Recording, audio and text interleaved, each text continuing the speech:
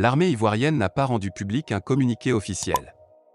Mais selon des informations concordantes, des soldats ont perdu la vie sur l'axe Ténisé-Potogoloké, dans le nord-est de la Côte d'Ivoire.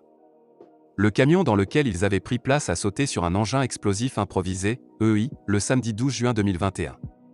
3 morts, dont 2 militaires et un gendarme et 3 blessés dont un militaire et 2 gendarmes dans les rangs des forces de défense en opération de surveillance et sécurisation de la frontière, au nord du pays. Un véhicule de troupes transportant des militaires et gendarmes est passé sur un engin explosif improvisé qui a explosé, selon les informations en notre possession. Le 7 juin 2021, dans la localité de Tougbo, située dans la région du Bunkani, département de Téni et frontalière avec le Burkina Faso, des individus armés avaient été la cible des individus armés. Un soldat ivoirien avait perdu la vie. Les attaques deviennent récurrentes dans cette zone frontalière avec le Burkina Faso.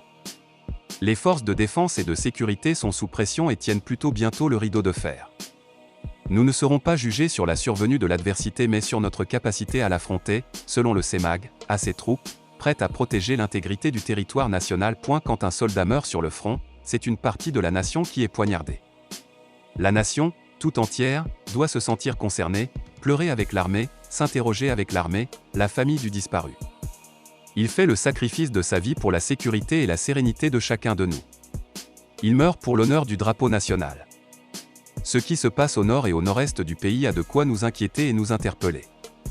La guerre asymétrique, les organisateurs de la visite à Sakassou, les attaques sournoises et du Sénat, jamais revendiquées constituent une menace pour la nation. À tester la légitimité de la reine-mère des Baoulés, Nanantanunga Monique avait voulu un accueil populaire. Ce samedi 12 juin 2021, ils ont essuyé un fiasco total. Alors qu'il attendait 39 chefs de canton, seulement 11 ont répondu à l'appel. Sur 172 chefs de village de Sakassou, une petite poignée était présente. Quant aux leaders de jeunesse et de femmes, tout comme les cadres, ils ont brillé par leur absence. Le préfet de Sakassou était dans ses petits souliers. C'est lui qui, de sa main, avait signé une circulaire exigeant la présence à l'accueil du président du Sénat, Jano Ahoussou-Kouadio, qui effectuait à Sakassou sa première sortie officielle, après son retour de convalescence. Bonaventure Tiegbe avait, en effet, invité les leaders de jeunesse et des femmes, les présidents de mutuelles, les chefs de village, les chefs de communauté, les représentants des partis politiques, etc., pour un accueil populaire. En lieu et place de cet accueil populaire, ce sont plutôt 3 posters géants d'Henri Konan Bédié et de Félix Houphouët-Boigny, surplombant le siège local du Parti démocratique de Côte d'Ivoire, PDCI, qui ont accueilli les officiels du pouvoir du Rassemblement des Oufouettistes pour la démocratie et la paix, RHDP. Une déconvenue supplémentaire, surtout que la délégation officielle a dû passer devant ce siège pour se rendre à la cour royale. Cadres et leaders absents autres camouflés publics, seulement 2 cadres de Sakassou étaient présents sur la pléthore que compte le département. Il s'agit d'Emmanuel Aoutou, candidat malheureux du RHDP aux législatives et de son suppléant malheureux, Norbert Aliquet.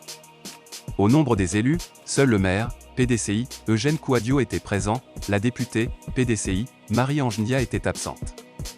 Idem pour les élus du Grand Centre.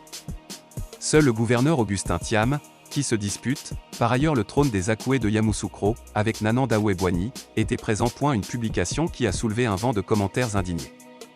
De fait, la présente opération est apparue comme le sauvetage d'une reine-mère qui a définitivement perdu la bataille de la communication, de l'opinion publique et de la légitimité populaire.